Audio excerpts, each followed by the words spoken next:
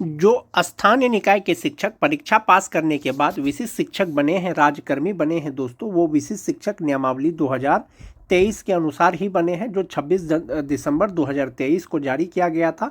और नियमावली में स्पष्ट ये दिया गया था कि ये जो विशिष्ट शिक्षक नियमावली है, बिहार राज्य विद्यालय अध्यापक नियमावली 2023 के तहत नियुक्त किए गए विद्यालय अध्यापकों के समान करने के लिए ही बनाया गया है।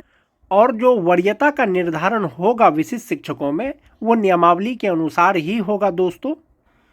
विशिष्ट शिक्षक नियमावली 2023 का पॉइंट नंबर 7 में दिया गया है दोस्तों वरीयता निर्धारण को लेकर के, और उसी के अनुसार वरीयता निर्धारण होगा। जहां तक बात सक्षमता 1 और सक्षमता 2 पास विशिष्ट शिक्षकों का है, उसके बारे में बाद में चर्चा करेंगे। फिलहाल विशिष्ट शिक्षक में वरीयता का निर्धारण जो होगा वो नियमावली के 7.1 के अनुसार होगा। जिला स्तर पर विशिष्ट शिक्षकों की एक वरीयता सूची संधारित की जाएगी, यानी जिला स्तर पर विशिष्ट शिक्षकों का जो सीनियरिटी लिस्ट है वो तैयार किया जाएगा।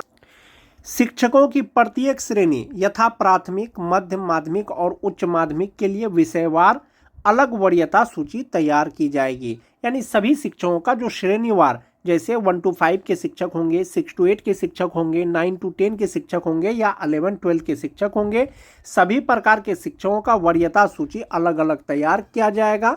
जो वरीयता सूची होगा दोस्तों, उसमें डिफ्रेंशिएट किस प्रकार से किया जाएगा, इसके लिए स्पष्ट किया गया है 7.2 में कि विशिष्ट शिक्षकों की वरीयता निम्नलिखित मापदंडों के अनुसार तैयार की जाएगी। सभी विशिष्ट शिक्षकों का वरीयता निर्धारण के लिए कुल 4 पॉइंट दिया गया है दोस्तों विशिष्ट शिक्षक नियमावली 2023 में। इसमें पहला नंबर पॉइंट है कि स्थानीय निकाय के शिक्षक के रूप में प्रशिक्षित वेतनमान प्राप्त करने की तिथि से।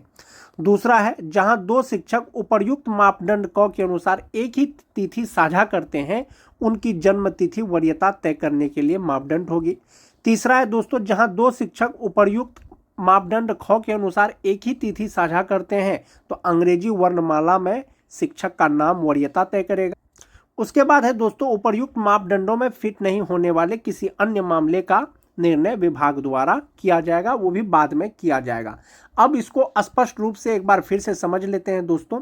इसमें जैसा कि दिया गया है कि स्थानीय निकाय के शिक्षक रूप में प्रशिक्षित वेतनमान प्राप्त करने की तिथि से, यानी कब से आपको प्रशिक्षित वेतनमान मिल रहा है, चाहे वो सक्षमता 1 पास विशिष्ट शिक्षक हो, चाहे वो सक्षमता 2 पास विशिष्ट शिक्षक हो। नियमावली में अलग अलग डिफ्रेंशिएट करके कुछ भी नहीं दिया गया है दोस्तों। विशिष्ट शिक्षक जब भी बनेंगे, जब भी ज्वाइन करेंगे, उनका जो वरीयता का निर्धारण होगा वो प्रशिक्षित वेतनमान प्राप्त करने की तिथि से होगा।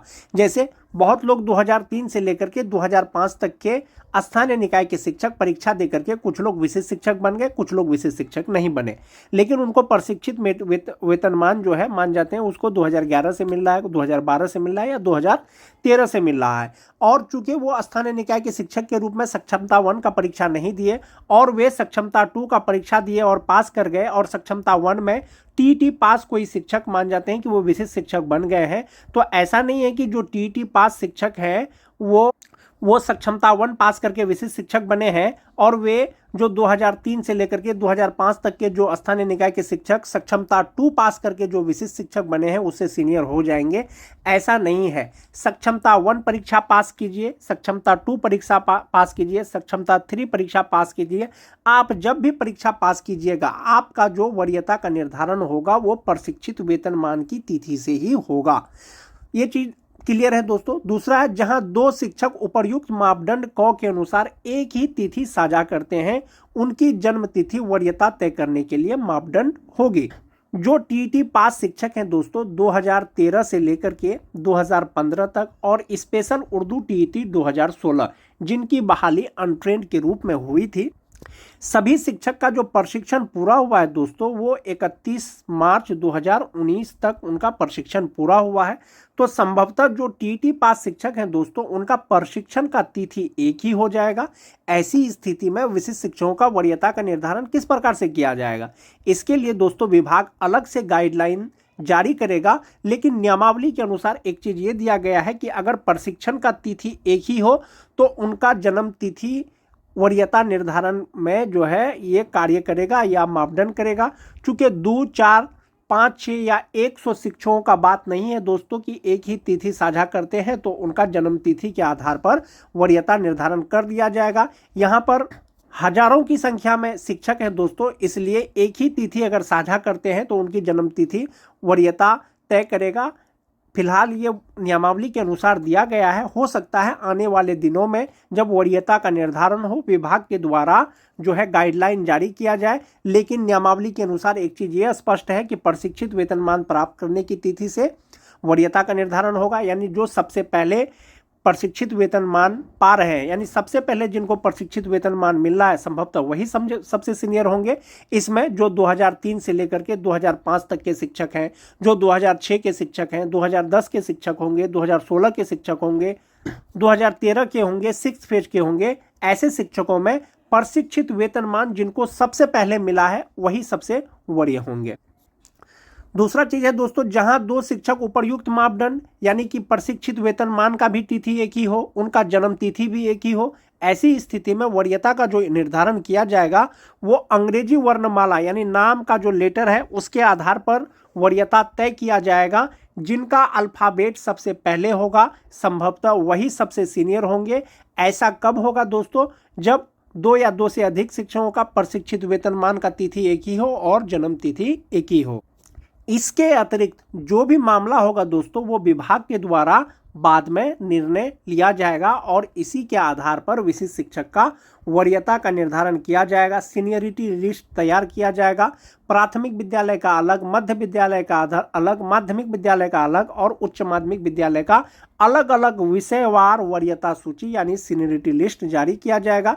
चूंकि विशिष्ट शिक्षक नियमावली के द्वारा ही दोस्तों विशिष्ट शिक्षक स्थानीय निकाय के शिक्षक से राज्यकर्मी बने हैं यानी विशिष्ट शिक्षक बने हैं, तो संभवतः उनका जो वरीयता का निर्धारण किया जाएगा वो नियमावली के अनुसार ही किया जाएगा। अगर इसके अतिरिक्त अगर कुछ होता है दोस्तों, संभवतः आप ये मान के चलें कि नियमावली में जो है संशोधन किया जाएगा। जैसे एक मामला है सेवा निरंतरता का। चूंकि विशिष्ट शिक्षक नियमावली 2023 में सेवा निरंतरता से संबंधित कोई भी गाइडलाइन नहीं दिया गया है दोस्तों, इसीलिए अगर सेवा निरंतरता विशिष्ट शिक्षकों को दिया जाएगा तो इसके लिए बाद में विभाग के द्वारा नियमावली में संशोधन किया जाएगा।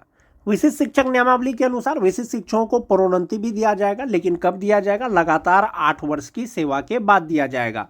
जो विशिष्ट शिक्षक जनवरी 2025 में विशिष्ट शिक्षक बने हैं, 2033 जनवरी में वो प्रोन्नति पाने योग्य हो जाएंगे। यानी 1 to 5 के जो विशिष्ट शिक्षक हैं वो 6 to 8 के विशिष्ट शिक्षक के पद पर उनका पदोन्नति या प्रोन्नति किया जा सकेगा 2033 में। जो 6 to 8 के विशिष्ट शिक्षक हैं, 6 to 8 के वरीय विशिष्ट शिक्षक के रूप में, जो 9, 10 के विशिष्ट शिक्षक हैं, 9, 10 के 11, 12 के विशिष्ट शिक्षक के रूप में, और जो 11, 12 के विशिष्ट शिक्षक हैं वो 11, 12 के विशिष्ट शिक्षक के वरीय के रूप में उनका प्रोन्नति किया जा सकेगा, लेकिन 8 वर्ष के लगातार सेवा के बाद। जो जनवरी में ज्वाइन किए हैं उनका प्रोन्नति जनवरी 2033 के बाद किया जाएगा। जो मार्च 2025 में ज्वाइन किए हैं तो उनका प्रोन्नति मार्च 2033 के बाद किया जाएगा।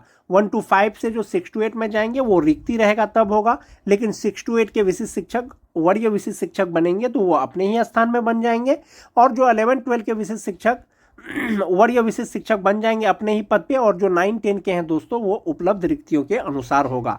और प्रोन्नति पाने के लिए जो एसेंशियल क्वालिफिकेशन है दोस्तों वो होना चाहिए। यदि आप बेसिक ग्रेड के शिक्षक हैं, 1 to 5 के शिक्षक हैं, 8 साल बाद यदि आपको स्नातक ग्रेड में प्रमोशन दिया जाएगा, पदोन्नति किया जाएगा, तो संभवतः आपको ग्रेजुएट होना चाहिए। बीए, बीएससी, बीकॉम जो भी हो, आपको ग्रेजुएट होना चाहिए। वांछित योग्यता रहेगा तभी आपका प्रमोशन हो पाएगा। और जो 6 to 8 के विशिष्ट शिक्षक हैं दोस्तों, इसका भी क्वालिफिकेशन जो एसेंशियल क्वालिफिकेशन है वो होना चाहिए, तभी आप विशिष्ट शिक्षक बन पाएंगे। वरीय विशिष्ट शिक्षक जो 9, 10 के विशिष्ट शिक्षक हैं उनका जो 11, 12 में जो उनका प्रमोशन किया जाएगा तो योग्यता के आधार पर किया जाएगा और उपलब्ध रिक्तियों के अनुसार किया जाएगा। नियमावली में यह चीज स्पष्ट किया गया है दोस्तों, अधिकार के रूप में कोई भी प्रोन्नति का दावा नहीं किया जा सकेगा। सभी प्रोन्नति उपलब्ध रिक्तियों के आधार पर ही होगा और विभागीय नीति को ध्यान में रखते हुए किया जाएगा। इसके अलावा सभी प्रोन्नति विभाग की प्रचलित नीति के अनुसार की जाएगी और अपेक्षित योग्यता सहित पात्रता के अधीन होगी। यानी जो योग्यता चाहिए वो होना चाहिए। जैसे कोई 9-10 के शिक्षक हैं दोस्तों, तो उनके लिए सिंपली ग्रेजुएट और बीएड होना चाहिए। यदि 11-12 में उनका पदोन्नति किया जाएगा तो पीजी होना चाहिए, एमए, एमएससी, एमकॉम होना चाहिए, तभी उनका पदोन्नति किया जाएगा। तो नियमावली में क्लियर है दोस्तों, प्रोन्नति का क्लियर है, वेतन संरक्षण का क्लियर है, और जो वरीयता निर्धारण है वो भी नियमावली में ही स्पष्ट कर दिया गया कि वरीयता का जो निर्धारण किया जाएगा वो जिला स्तर पे ही किया जाएगा, और प्राथमिक, मध्य माध्यमिक, उच्च माध्यमिक का अलग अलग वरीयता का निर्धारण किया जाएगा।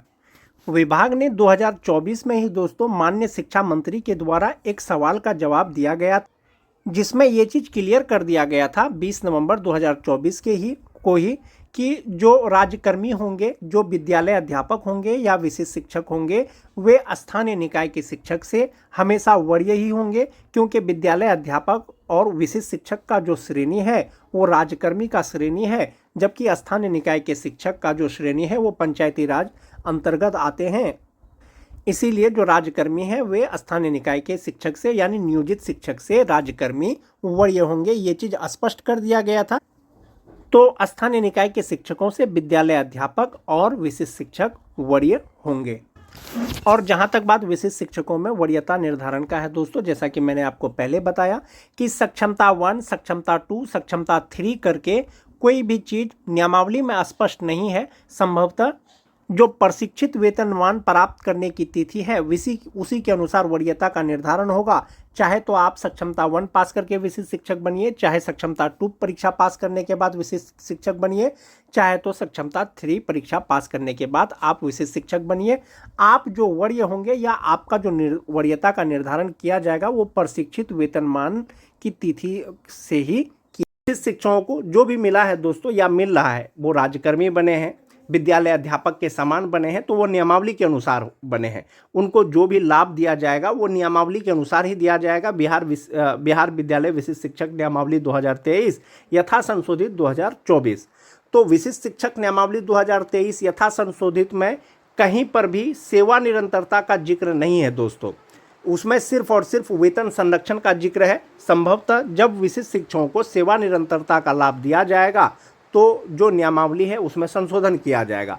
फिलहाल जो नियमावली में है उसका लाभ मिलेगा वो है वेतन।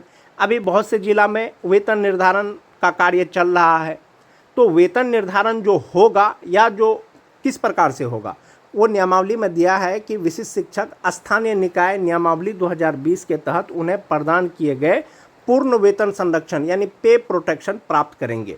जो भी विशिष्ट शिक्षक बने हैं, आखिरी बार जो उनको नियोजित रहते हुए जो वेतन मिला था उस समय जो उसका मूल वेतन था, अभी जो उसका वेतन निर्धारण होगा उसमें उसका वेतन कम नहीं होगा, उससे ज़्यादा ही होगा या उसके आसपास होगा, लेकिन उससे कम नहीं होगा। एक वो चीज़ हो गया। दूसरा चीज़ है वेतन में दोस्तों कि इसके अलावा इस नियमावली के प्रभावी होने पर उनका वेतन फिटमैन मैट्रिक्स के अनुसार दे होगा। विशिष्ट शिक्षक नियमावली 2023 यथा संशोधित 2024 में एक फिटमैन मैट्रिक्स दिया गया है, जहाँ पर जो विशिष्ट शिक्षक हैं उनका वेतन कहाँ पर फिट बैठेगा, उसका मूल वेतन, उसके अनुसार उसको उसका बेसिक पे होगा, और उसके बाद राज्य सरकार के द्वारा जो भी डीए एचआरए दिया जाता है उसको लगा करके उनको वेतन मिलेगा। तीसरा चीज़ है दोस्तों फिटमैन मैट्रिक्स अनुलग्न क के अनुसार होगा। फिटमैन मैट्रिक्स इस नियमावली के अनुसार विशिष्ट शिक्षकों की नियुक्ति को इंगित करता है, यानी जो फिटमैन मैट्रिक्स है उसके अनुसार वेतन मिलेगा। तो अब वेतन कितना मिलेगा विशिष्ट शिक्षकों को, चूँकि अभी आप जानते हैं चूँकि वेतन निर्धारण अभी नहीं हुआ है, तो बेसिक ग्रेड के शिक्षकों को 25,000 मूल वेतन, और जो स्नातक ग्रेड के हैं 28,000 मूल वेतन, जो 9-10 के हैं 31,000 मूल वेतन, और जो 11-12 के हैं उनको 32,000 मूल वेतन के आधार पर उनको वेतन मिल रहा है। वेतन निर्धारण तो हुआ नहीं है। जब वेतन निर्धारण होगा तो कितना बेसिक पे के आधार पर होगा, यही फिटमैन मैट्रिक्स टेबल अनुलग्न क है दोस्तों, जिसके अनुसार जो है विशिष्ट शिक्षकों को वेतन मिल रहा है। फिलहाल जो वेतन मिल रहा है वो स्टार्टिंग बेसिक पे के ही आधार पर मिल रहा है। 1 to 5 का 25,000, 6 to 8 का 28,000, 9-10 का 31,000, 11-12 का 32,000, इसी के आधार पर मिल रहा है। चूँकि नियमावली के अनुसार वेतन संरक्षण का लाभ दिया जा रहा है तो उनका बेसिक पे कम नहीं होना चाहिए राज्यकर्मी बनने के बाद। बात करते हैं जो टीटी पास शिक्षक है, जो टीटी पास शिक्षक हैं उनका बेसिक पे नियोजित रहते हुए 27,010 रुपया होना चाहिए जनवरी 2025 से। चूँकि एक इंक्रीमेंट का लाभ दिया गया है विशिष्ट शिक्षकों को HRMS पोर्टल पर, तो 27,010 रुपया जब नियोजित रहते हुए इनका बेसिक पे है, संभवतः जब कभी भी इसका फिक्सेशन होगा, वेतन निर्धारण होगा, तो बेसिक पे इनका 27,010 रुपया से कम नहीं होगा। तो आप यहाँ पर मिला लें कि 27,010 रुपया कहाँ पर फिट बैठ रहा है।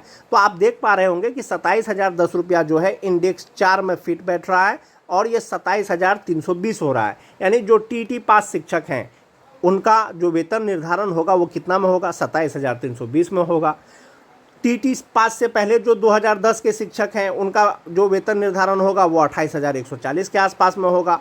जो 2006 के हैं उनका जो वेतन निर्धारण होगा वो 30,750 पर होगा, क्योंकि जनवरी 2025 में उनका बेसिक पे 30,420 रुपया है।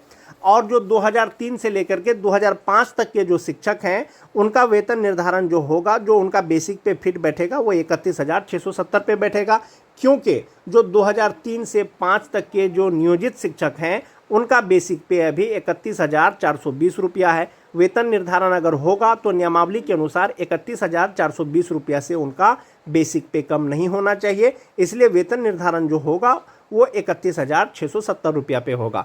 तो आप इस प्रकार से देख सकते हैं कि आपका बेसिक पे कितना होगा। नियोजित रहते हुए जो आपको बेसिक पे मिल रहा था वो बेसिक पे को आप यहाँ पर देख लीजिए कहाँ पर आपका बेसिक पे फिट आता है। 1 to 5 में भी वही रूल है, 6 to 8 में भी वही रूल है, 9, 10 में भी वही रूल है और 11, 12 में भी सेम रूल है। 6 to 8 में एक चीज़ है दोस्तों कि जो स्नातक ग्रेड के शिक्षक हैं, किसी भी स्नातक ग्रेड के शिक्षक का, नियोजित शिक्षक का बेसिक पे 29,700 से ज़्यादा नहीं था, उससे कम ही था। तो संभवतः उनका जो वेतन निर्धारण होगा या तो बेसिक पे 29,700 पर होगा या तो 28,840 पर होगा, वो नियमावली के अनुसार होगा। वो तो